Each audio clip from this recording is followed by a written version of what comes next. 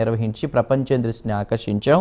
సుపరిపాలన తొలి అడుగు కార్యక్రమంలో ఉప ముఖ్యమంత్రి పవన్ కళ్యాణ్ వ్యాఖ్యలు చూసుకుంటే గనక ఈ ఏదైతే కుటుంబ ప్రభుత్వం వచ్చిన తర్వాత ఈ సంవత్సర కాలం పాటు జరిగినటువంటి అభివృద్ధి అదేవిధంగా ఫ్యూచర్లో రానున్న రోజుల్లో చేయబోయేటువంటి అభివృద్ధి గురించి మాట్లాడుతూ కూడా ఇండైరెక్ట్గా వైసీపీకి కౌంటర్ ఇచ్చారు, వార్నింగ్ ఇచ్చారు. పిచ్చి పిచ్చి మాటలతో శాంతి భద్రతలకు విఘాతం కలిగించే ప్రయత్నం చేస్తే చూస్తూ ఊరుకో అంటూ మాట్లాడారు. అదేవిధంగా చట్టబద్ధంగా వ్యవహరిస్తున్నాం కాబట్టే పద్ధతిగా మాట్లాడుతున్నాం అంటూ కూడా మాట్లాడారు. అంటే అధికారం కోల్పోయినా వైసీపీ తీరు మారలేదనే దానికి ఒక సంకేతంగా దీన్ని చూడొచ్చు. ఏది ఏమైనప్పటికీ కూడా రాష్ట్ర ఆర్థిక వ్యవస్థని చంద్రబాబు గారు గాడిలో పెడుతున్నారు, అటు మోదీ గారు సహకరిస్తున్నారంటూ ఆంధ్రప్రదేశ్ అభివృద్ధిని కాంక్షిస్తూ ముందుకు వెళ్తుంటే వైసీపీ ఇలాంటి పనులు ఇలాంటి వ్యాఖ్యలు చేయడం సరికాదంటూ కూడా మాట్లాడారు. ఇక ఏదైనా చట్టబద్ధతగా ఉంటుందంటూ కూడా మాట్లాడారు. దాన్ని వైసీపీ రెడ్ బుక్గా చూస్తోంది. రైట్, హాట్ టాపిక్లోకి వెళ్దాం. పవన్ సెలూన్ షాపులు, కడపలో చెప్పుల షాపు, కూటమి తీసుకొచ్చినటువంటి భారీ పరిశ్రమలు అంటూ కూడా కొన్ని కీలక వ్యాఖ్యలు చేశారు వైసీపీ నేత రోజా. మరి దీనికి సంబంధించి అసలు జనసేన ఏం మాట్లాడుతుందో చూద్దాం. రైట్, మనకి జనసేన నుంచి హేమ్ కుమార్ గారు ఉన్నారు. హేమ్ కుమార్ గారు, ఏంటి ఇక వైసీపీ తీరు మారదా? మీ స్టాండ్ ఏంటి? నమస్కారం సార్. ఛానల్లో ఉన్న పెద్దలకు, వీక్షకులకు మీకు కూడా నమస్కారం sir. Can you audible? Yes please. YCP ప్రభుత్వం ఇంకా మేము ప్రభుత్వంలో ఉన్న భ్రమలో బతుకుతున్నారు. ఎందుకంటే మేము చేస్తున్న ఈ రోజు అభివృద్ధి చూసి ఓర్వలేక, వాళ్ళకి ఏమాత్రము అసలు సహించలేక, ఇందాక అప్పిరెడ్డి గారు చెప్పారు, ఎంతెంత లేనిపోని మాటలు, అంత అబద్ధాలు. ఇంతవరకు సింగయ్య కుటుంబానికి ఒక్క రూపాయి అందిన పాపాన పోలేదు. అదే విధంగా పరామర్శ ఇచ్చిన నాయకుడు లేదు వైసీపీ. వాళ్ళ దగ్గర ఆధారాలు ఉన్నాయంటున్నారు హేమ్ కుమార్ గారు, వాళ్ళ దగ్గర ఆధారాలు ఉన్నాయంటున్నారు. ఆధారం అయితే చూపించమని నేను కూడా ఆధారాలు చూపిస్తాను. మా వాళ్ళు కూడా వెళ్ళి ఎంక్వైరీ చేశారు, ఎందుకంటే అప్పటికప్పటికే వెళ్ళి ఎంక్వైరీ చేశారు. అదే విధంగా లెట్ మీ కంప్లీట్. అదే విధంగా వీళ్ళు చెప్పే అబద్ధాలు, ఇందాక ఏం చెప్పారు, ప్లేట్ ఫిరాయింపు అంటే తెలుసు కదా మీకు. విజయవాడ వరదల్లో ₹1 కోటి నష్టపరిహారం మేము ఆ వంతు ₹1 ఇస్తామని చెప్పారు. వాళ్ళు ఏమన్నారు, దాన్నంతా వాటర్ బాటిల్కి, అన్నదానాలకి, ఇది పెట్టలే. హేమ్ కుమార్ గారు, మీ ఆడియో ప్రాబ్లం అవుతుంది, చూసుకోండి ఒకసారి. ఒక మాట చెప్తాను. మధ్యలో చిన్నపరెడ్డి గారు చెప్పాడు, విజయవాడలో ₹1 కోటి ఇస్తామని చెప్పి ఒక గ్లాస్ మంచినీళ్ళు ఇవ్వలా, ఒక పొట్లో అన్నం ఇవ్వలా. నేను విజయవాడ నాది, నా ప్రాంతమే మునిగిపోయింది, ఏమి ₹1 విధించలేదు అతను. రైట్ ఏదో చెప్తున్నాడు ఆయన. చిన్నపరెడ్డి గారు ఎక్కడో కూర్చొని 610 కోట్లు ఇచ్చారు పారిశ్రామికవేత్తలు ముఖ్యమంత్రి చంద్రబాబు నాయుడు. రైట్, రఫీ గారు మాట్లాడదాం. జగన్మోహన్ రెడ్డి, నువ్వు విజయవాడలో ఒకరి తర్వాత ఒకరు మాట్లాడదాం ప్లీజ్. చిన్నపరెడ్డి గారు, రైట్. కాంగ్రెస్ పార్టీ తరఫున విజయవాడలో వైఎస్ఆర్ కాంగ్రెస్ పార్టీ ఆ తుఫానుకు సంబంధించి ఎంత చేసిందో వైఎస్ఆర్ కాంగ్రెస్ పార్టీకి తెలుసు. రూపాయి ఇవ్వలేదు, ఇస్తా అన్నాడు, ఎక్కొట్టాడు. వైఎస్ఆర్ నాయకులే చెప్తున్నారు మా నాయకుడు ఇస్తాడు, మేము చేస్తామని. రైట్ హేమ్ కుమార్ గారు, మీ ఆడియో ఓకేనా? ఒకసారి మాట్లాడండి. రైట్ చిన్నపరెడ్డి గారు, ఒక్క నిమిషం. రఫీ గారు మళ్ళీ మీ దగ్గరకు వస్తాను. రైట్ మీ ఆడియో డిస్టర్బెన్స్ వచ్చిందండి హేమ్ కుమార్ గారు, అందుకే ఒక్క నిమిషం. ఎస్, క్లియర్ గా ఉంది. రఫీ గారు ప్లీజ్ చెప్పండి. హేమ్ కుమార్ గారు, అది కాదండి, రఫీ గారు వారికి సమయం ఇద్దాం. రఫీ గారు మళ్ళీ మీ దగ్గరకు వస్తే అప్పుడు మాట్లాడండి. నాయకుడు చెప్పాడు, ఇంతవరకు రూపాయి ఇవ్వలేదని వైసీపీ నాయకులే పత్రిక స్టేట్మెంట్లు ఇచ్చారు. ఓకే మాట్లాడదాం అండి. రఫీ గారు ప్లీజ్, మనం వేరే ప్యానెల్ సభ్యులకు అవకాశం ఇచ్చాం, వారిని మాట్లాడిద్దాం. సినిమా తొక్కిస్తున్నట్లు 2 కోట్లు ఇచ్చాడు అల్లు అర్జున్ డిమాండ్ వస్తే. ఓకే 10 లక్షలు ఇచ్చామని చెప్పాడు, ఇంతవరకు ఇవ్వలా. ఓకే రైట్ మాట్లాడదాం. ఇంకా టైం ఉంది, మాట్లాడదాం. రఫీ గారు ప్లీజ్. రఫీ గారు ప్లీజ్. హేమ్ కుమార్ గారు చెప్పండి. సార్ ఒక విషయం చెప్తాను చూడండి. వీళ్ళు చెప్పే మాటలు బయటకు వచ్చి ఎంత బహిరంగంగా రఫా అనేసి నరికేద్దామంటే అది తప్పు కాదు. మేము సున్నితంగా వార్నింగ్ ఇచ్చి తొక్కిపట్టి నారదీస్తామంటే అది తప్ప. వీళ్ళు మాట్లాడే మాటలు మేము మంచి ప్రభుత్వం ప్రజలకు ఏ విధంగా సహాయపడుతున్నామన్న ఆలోచనలోనే ఉన్నాం తప్పితే వీళ్ళలాగా తప్పుడు మాటలు పరిస్థితి మాది కాదు. మాట్లాడి ఉండండి, అది మీ సాక్షిలో వేసుకుంటారులే. సాక్షిలో వేసుకుంటారులే, మీ సాక్షిలో వేసుకుంటారు. దాన్ని ఆపండి ఒకసారి. చిన్నప్రెడ్డి గారు ఒక్క నిమిషం. ఒకరి తర్వాత ఒకరు మాట్లాడుతున్నారు ప్లీజ్. మీరన్నా మ్యూట్ చేయండి. ఓకే చిన్నప్రెడ్డి గారు. వేణుగోపాల్ రెడ్డి గారి దగ్గర నుంచి అంబటి రాంబాబు గారు కుటుంబానికి మొత్తానికి అండగా ఉండి 10 లక్షల రూపాయలు చెప్తాదిగో వాళ్ళ భార్యకి ఇస్తున్నటువంటి వాస్తవాల్ని మీ కళ్ళ కనపడుతున్నాయా? మీ అబద్ధాలు నిజమని మేము నిరూపించాము. ఇంతకన్నా ఏమైనా కావాలా? ప్రతిదీ అబద్ధం మీద బతకడం తప్పితే ఈ కూటమి చేసి రైట్. మరి దానికి వారు ఏమంటారు చూద్దాం. ఒక్క నిమిషం చిన్నప్రెడ్డి గారు.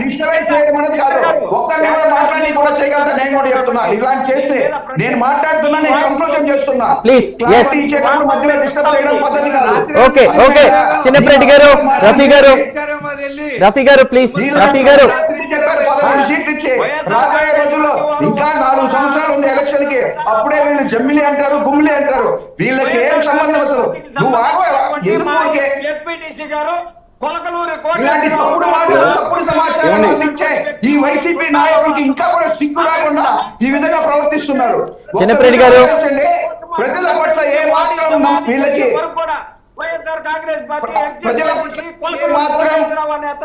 సానుభూతి లేదు, ప్రజలకి సేవ చేద్దామని ఆలోచన లేదు. వీళ్ళు దాచుకునే దాని మీదనే ఉన్నారు తప్పితే వీళ్ళకి సేవా తత్వం కానీ ఏ మాత్రం లేదు. ఒక మనిషి Jaganmohan Reddy ex chief minister, అతని కారు కింద వ్యక్తి పడిపోతే ఆ డ్రైవర్ ఎంత దుర్మార్గుడు, ఆ జగన్మోహన్ రెడ్డి ఎంత పెద్ద దుర్మార్గుడు ఒకసారి తెలుసుకోవాలా. కనీసం మానవత్వం లేదా? ఏ మాత్రం మానవత్వం లేకుండా ఒక మనిషిని తొక్కించుకొని కూడుస్తూ ఏమనుకుంటున్నారు అసలు? మానవులకి ప్రామాణ్య ప్రజలకు విలువ లేదా? మీ యొక్క ప్రోగ్రామ్ పార్టిసిపేషన్ వచ్చేదానికి అతనికి చావా మీరు ఇచ్చే బహుమతి ఇదే. మీరు ఇచ్చే కార్యకర్తలు భరోసా, మీరిచ్చే మీ నాయకుడు అట్లే ఉన్నారు, మీరు అట్లే ఉన్నారు. మీకు ఎప్పుడు మాట్లాడయ్యా? మీకు 11 సీట్లు ఇచ్చే బుద్ధి రాలేదంటే వచ్చి సమాజంలో మాట్లాడకూడని మాటలు రఫా నరికేస్తాం ఇవే మీరు మాటలు. అలాంటి మాటల్ని మీ పార్టీ అధ్యక్షుడు ఎంకరేజ్ చేశాడంటే ఎంత దుర్మార్గం, ఎంత దుప్పను, మీ పిచ్చి ఎంత పీసుకెళ్ళిందంటే దాన్ని బట్టి అర్థమవుతున్నది. ఒక్కసారి ఆలోచించండి. ఇకనైనా చెప్తున్నా, పవన్ కళ్యాణ్ గారు చాలా సున్నితంగా హెచ్చరించారు. మీ పనులు మీరు చూసుకోండి, ఏదైనా సరే మీ పనులు మీరు చూసుకోండి. రాష్ట్ర అభివృద్ధి కానీ రాష్ట్రం డెవలప్మెంట్ కానీ ఎక్కడ విఘాతం ఒప్పుకునే ప్రసక్తి. ఒక నిమిషం ఒకరి తర్వాత ఒకరు మాట్లాడండి.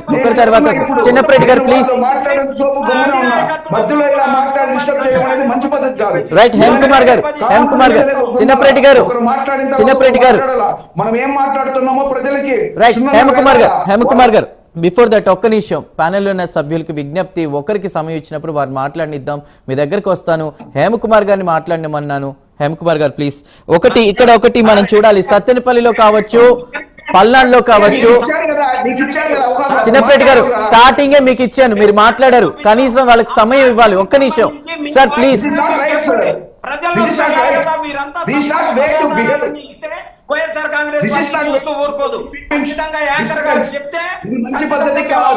రైట్. అయితే నాదొక ప్రశ్న. మాట్లాడిన తర్వాత నేనేం సమాధానం చెప్తానో విన్న తర్వాత దానికి మీరు కౌంటర్ ఇవ్వచ్చు. సమాధానం చెప్పడం అనేది కరెక్ట్ గా ఉంటది. అంతే తప్పితే నేను మాట్లాడేటప్పుడు మీరు వచ్చి మధ్యలో సమయం వృధా అవుతుంది.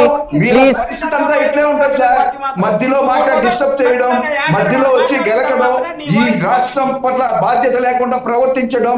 వాళ్ళు మాట్లాడిన మాట రోజా మాట్లాడుతుంది, చిన్నప్రెడ్డి గారు రోజా మాట్లాడుతుంది, గంగిరుద్దులాగా ఉంటది. ఎందుకంటే ఎందుకు చెప్తానంటే పర్సనల్ గా వెళ్ళొద్దండి, వద్దు ప్లీజ్. అడ్డుపడితే చెప్తున్నాను నేను ఇప్పుడే.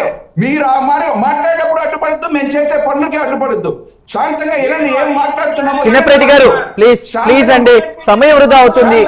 అందరికీ అవకాశం ఇవ్వాలి. ఫస్ట్ మీకు వినే ఓపిక లేకపోతే మీరు ట్విట్ అయిపోండి అంతే. నేను మాట్లాడేటప్పుడు డిస్టర్బ్ చేయొద్దు సార్. ఈరోజు రాష్ట్రంలో పంచాయతీ నిధులు ఎంత చిన్నప్రెడ్డి గారు, ప్రజలకు అందినాయో చిన్నప్రెడ్డి గారు ప్లీజ్, చిన్నప్రెడ్డి గారు ప్లీజ్. డిబేట్ లోకి వస్తే ఉపయోగం ఏముందండి? ఒక స్ట్రాటజీ పంచాయతీ నిధులు రైట్. వారు అబద్ధాలు చెప్తే మీ దగ్గరకు వచ్చినప్పుడు మీరు మాట్లాడండి. పక్కన వేరే ప్యానెల్ సభ్యులు కూడా ఉన్నారు, నేను వారికి అవకాశం ఇచ్చాను. చిన్నప్రెడ్డి గారిని ఇప్పటికి 10 సార్లు వచ్చానండి. Please control your self. ఇంకా మనకి పొలిటికల్ అనలిస్ట్ వారితో కూడా మాట్లాడాలి, సమయం లేదు. హేమ్ కుమార్ గారు ప్లీజ్. సార్, మేము పంచాయతీలో గత ప్రభుత్వంలో పంచాయతీ నిధులు దోచేశారు. మేము ఈ రోజు ప్రతి సర్పంచ్కి గౌరవం ఇచ్చి ఆ పంచాయతీకి నిధులు కేటాయించి ప్రతి ఒక్క గ్రామ పంచాయతీలో ఏ విధంగా అభివృద్ధి చెందాలనేసి ఎప్పటికప్పుడు పర్యవేక్షిస్తున్నారో పవన్ కళ్యాణ్ గారు తీసుకున్న శాఖలు.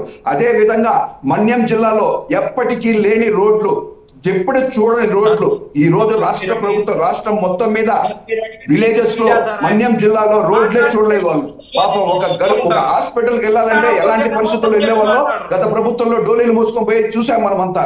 ఈ రోజు మన్యం జిల్లాలో ఎందుకంటే ఎస్పెషల్లీ మిగిలిన చోట్ల ఆల్మోస్ట్ రోడ్లు ఉన్నా కూడా కొద్దిగా గుంతగిట్టు ఉన్నా కూడా, కానీ మన్యం జిల్లాలో కనీసం నడిచిపోయే దారి కూడా లేదు. హేమ్ కుమార్ గారు మీ దగ్గరకు వచ్చి, హేమ్ కుమార్ గారు ఒక్క నిమిషం, హేమ్ కుమార్ గారు ప్లీజ్ ఒక్క నిమిషం. చిన్నప్రెడ్డి గారు, చిన్నప్రెడ్డి గారు మీ దగ్గరకు వచ్చినప్పుడు ఒకవేళ వాళ్ళు ఏమైనా అబద్ధాలు మాట్లాడితే మీరు ఖండించండి. చిన్నప్రెడ్డి గారు లైన్ గా వస్తున్నాను. మళ్ళీ మీ దగ్గరకు వచ్చినప్పుడు వాళ్ళు ఒకవేళ ఏమైనా తప్పు మాట్లాడినా అబద్ధం మాట్లాడినా ఖండించండి. వారు మాట్లాడుతున్నప్పుడు మధ్యలో ఇబ్బంది పెట్టొద్దు దయచేసి ప్లీజ్. ఇది నా హంబల్ రిక్వెస్ట్. హేమ్ కుమార్ గారు. సో అదే విధంగా మన్యం జిల్లాలో రోడ్లు ఏ విధంగా రాష్ట్రం మొత్తం మీద ఏ విధంగా రోడ్లు డెవలప్మెంట్, అదే విధంగా పరిశ్రమలు ఈ రోజు రాష్ట్రానికి ఎన్ని పరిశ్రమలు వస్తుంది మీరు గతంలో చూశారు. మొన్నటి యోగాంధ్ర అనేసి యోగాని ఎక్కడన్నా భారతదేశంలో ఎక్కడన్నా పెట్టచ్చు, కానీ ఆంధ్ర రాష్ట్రంలో పెట్టి మరింత పేరు తెచ్చిన యోగా ఆంధ్రాకి ఎంతవరకు గత ప్రభుత్వం ఎక్కడన్నా సరే ఒక యోగా అనే దాన్ని కానీ మంచి పని కానీ ఎక్కడ చేసిన దాఖలా లేదు. ఈ రోజు అమరావతి ఏ విధంగా డెవలప్ అవుతుంది, రోడ్స్ కానీ హైవేస్ కానీ ఏ విధంగా డెవలప్ అవుతుంది.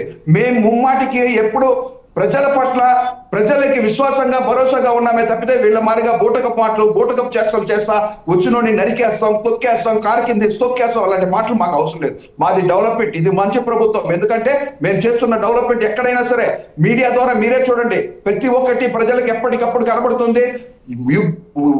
ఉద్యోగస్తులకు యువతకు కూడా ఉద్యోగం కల్పించేలాగా మేము ఇందాక రఫీ గారు చెప్పినట్టు రాబోయే ఆగస్టు 15వ తారీఖు మరిన్ని పథకాలతో ముందుకు వస్తున్నాం.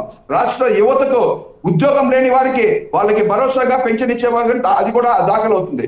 అదే విధంగా పేదలకి మహిళలకి ఉచిత బస్సు ప్రతి ఒక్కటి ప్రారంభం అవుతుంది. మీరు గత ప్రభుత్వం 5 ఏళ్ళు కలిపి ఇప్పుడు 1 సంవత్సరం కలిపినామంటే ఈ రాష్ట్రం ఏ విధంగా అభివృద్ధి చెందిందనే విషయం ప్రతి ఒక్కరికి ఊరికే లేనిపోని నాకు డెవలప్మెంట్ గురించి మాట్లాడేది తప్పితే వాళ్ళ మీద ఆవేశాల్లో వాళ్ళ మీద కోపాలు నాకు అవసరం లేదు. ఎందుకంటే నేను వాళ్ళు మాట్లాడేటప్పుడు నేను డిసెన్స్ గా